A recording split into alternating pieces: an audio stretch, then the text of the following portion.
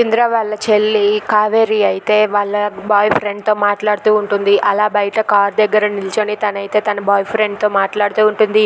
ఏంటి ఔటింగ్కా, ఏంటి ఎప్పుడు ఔటింగ్కేనా? ఔటింగ్కి అయితే నేను మా ఇంట్లో వాళ్ళని ఒప్పించడం చాలా కష్టమైపోతుంది. ఫస్ట్ మా అన్నయ్యకి చెప్పాలి, ఆ తర్వాత మా అమ్మకు చెప్పాలి. వాళ్ళని ఒప్పించలేక చేస్తున్నాను నేను. అయినా నీకెప్పుడు ఇదే ధ్యాస ఏంటి? ఔటింగ్కి వెళ్ళి నీకు ఇంకొక పని ఉండదు, నువ్వెప్పుడు ఈ ధ్యాసలోనే ఉంటావేంటి అని చెప్పి సిగ్గుపడుతూ ఉంటుంది. అది వినగానే తన బాయ్ ఫ్రెండ్ అయితే పర్సనల్ విషయాలన్నింటినీ కూడా మాట్లాడుతూ ఉంటాడు. ఇంతలో అక్కడికి ఇంద్ర వచ్చి తన చెల్లెల దగ్గర ఉన్న ఫోన్ని లాక్కుంటాడు. అది చూసి అక్కడ ఉన్న వాళ్ళ చెల్లెలు ఒక్కసారిగా షాక్ అయిపోతుంది. ఇక అక్కడ ఉన్న తన బాయ్ ఫ్రెండ్ అయితే పర్సనల్ విషయాలన్నింటినీ కూడా మాట్లాడుతూ సరసాలాడుతూ మాట్లాడుతూ ఉంటాడు. అది విని ఇంద్ర ఒక్కసారిగా షాక్ అయిపోతాడు. ఇక కావేరి అయితే భయపడుతూ ఉంటుంది.